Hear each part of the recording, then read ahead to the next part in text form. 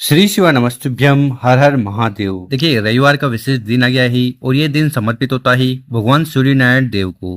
देखिए, अगर आप इस बात को लेकर दुखी, परेशान और चिंतित रहते हो कि आपके जीवन में बहुत सारी समस्या है और वो समस्या समाप्त नहीं हो रही है, ठीक है, उसके लिए आपने हर प्रकार से व्रत उपवास कर लिए, तो फिर आपको ये उपाय करने से नहीं चूकना है। इस वाले उपाय के लिए आपको लौंग का जोड़ा लेना है, ठीक है, और विशेष जगह इसको रख देना है। उसके बाद चमत्कार होगा और आप जो मांगोगे ना, आपको फल प्राप्ति होगी भगवान भोलेनाथ की कृपा से। गुरुजी ने कहा है कि इस उपाय करने के बाद मात्र 7 दिन आप इंतजार करिएगा, आपकी जो भी कामना है, इच्छा है, वो पूर्ण होगी और जो भी दुख, परेशानी, समस्या है, समाप्त होगी। तो शिव पुराण का समस्या को समाप्त करने का बहुत ही अचूक उपाय है। कैसे करना है वो बताएंगे। उसके पहले इस वीडियो को लाइक कर दें, चैनल पर नए हो सब्सक्राइब कर दें और कम से कम 3 लोगों की मदद जरूर करिएगा इस वीडियो को उनके साथ शेयर कर। तो दोस्तों, इस वाले उपाय के लिए सबसे पहले जो सामग्री आपको चाहिए वो है लौंग। लौंग मतलब आपको इस प्रकार से एक लौंग का जोड़ा लेना है, ठीक है। लौंग का जोड़ा मतलब 2 लौंग लेना है और दोनों लौंग कहीं से खंडित टूटे हुए ना हो और उनमें इस प्रकार से फूल हो, ठीक है। तो इस प्रकार से आपको लौंग का जोड़ा ले लेना है। इसके बाद जो अगली सामग्री आपको लेना है वो है चंदन, ठीक है। कौन सा चंदन? तो आपको लाल चंदन लेना है। देखिए, अगर आपके घर पर इस प्रकार से लकड़ी हो, ठीक है, तो उस लकड़ी को आपको अच्छी तरह से सिलबट्टे पर, कहाँ पर? सिलबट्टे पर पीस लेना है और इस प्रकार से आपको पाउडर बना लेना है। क्योंकि गुरुजी कहते हैं कि अगर आप अपने घर पर चंदन पीस कर उसका पाउडर बनाकर उपाय करते हो ना, तो ये सर्वोत्तम होता है और आपकी जो भी कामना, इच्छा है ना, वो बहुत जल्द पूर्ण होती है। इसके इसी के साथ आपको जो अगली सामग्री लेनी है वो है दीपक, ठीक है। कौन सा दीपक? आपको लेना है मिट्टी का दीपक, या आप चाहो तो आटे का दीपक भी बना सकते हो, ठीक है। इस दीपक के अंदर आपको डालनी है गोलबत्ती और जलाने के लिए आपको ले लेना है घी। गाय का शुद्ध घी हो तो सर्वोत्तम होगा।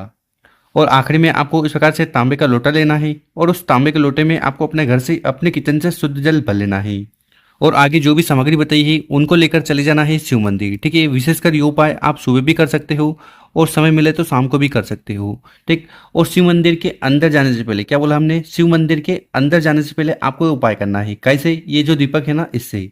तो आपको करना क्या है, इस दीपक को उठाना है और शिव मंदिर की जो चौखट होती है उसके सीधे वाले भाग पर आपको उस दीपक को रख देना है। इस दीपक के नीचे आसन के तौर पर कुछ ना कुछ सामग्री जरूर रखिए, जैसे चावल हो गया, गेहूं हो गया, ठीक है। तो इस प्रकार से आपको दीपक रखकर इसको अपना नाम और गोत्र का उच्चारण करते हुए, साथ ही साथ श्री शिव पुराण का जो मूल मंत्र है उसका स्मरण करते हुए इस दीपक को प्रज्वलित कर देना है, जला देना है, ठीक है। दीपक जला दिया, इसके बाद आपको शिव मंदिर के अंदर चले जाना है। अंदर जाने के बाद जो भी पूजन पाठ आपको शिवलिंग की पहले करनी है, जो भी पूजा अर्चना करनी है वो कर लीजिएगा। फिर आपका जो चेहरा है वो उत्तर दिशा की तरफ होना चाहिए, ठीक है। इस तरह से बैठ जाइएगा। उसके बाद सबसे पहले आपको तांबे का लोटे को उठाना है और धीरे धीरे कर थोड़ा जल, कितना? आधे से ज़्यादा जल आपको शिवलिंग के ऊपर समर्पित कर देना है। ओम नमः शिवाय, श्री शिव नमस्तुभ्यम इस मंत्र का जाप करते हुए, ठीक है। और 25% जल आपको इस जल के लोटे में बचा लेना है, ठीक है। इतना उपाय हो गया। उसके बाद आपके पास जो 2 लौंग है, मतलब कि एक लौंग का जोड़ा है, 2 लौंग है ना, उन दोनों लौंग को उठाना है, ठीक। और उन दोनों लौंग को आपको अपनी जो भी समस्या है, दुख है, परेशानी है, उसका स्मरण करते हुए दोनों लौंग को शिवलिंग के ऊपर समर्पित कर देना है। ओम नमः शिवाय, श्री शिव नमस्तुभ्यम इस मंत्र का जाप करते हुए, ठीक है। लौंग को समर्पित कर दिया। उसके बाद आपको शिवलिंग के पास बैठ जाना है और भगवान भोलेनाथ से प्रार्थना करना है कि हे भोलेनाथ, हे श्री शंभु, हे त्रिकालदर्शी, मेरे जीवन में बहुत दुख है, परेशानी है, समस्या है, ठीक है। अब वो समस्या चाहे धन को लेकर हो, कर्ज को लेकर हो, व्यापार को लेकर हो, नौकरी को लेकर हो, या आपके बच्चों को लेकर भी होना, तो उनके लिए आपको विशेषकर भगवान भोलेनाथ से जरूर प्रार्थना करना है।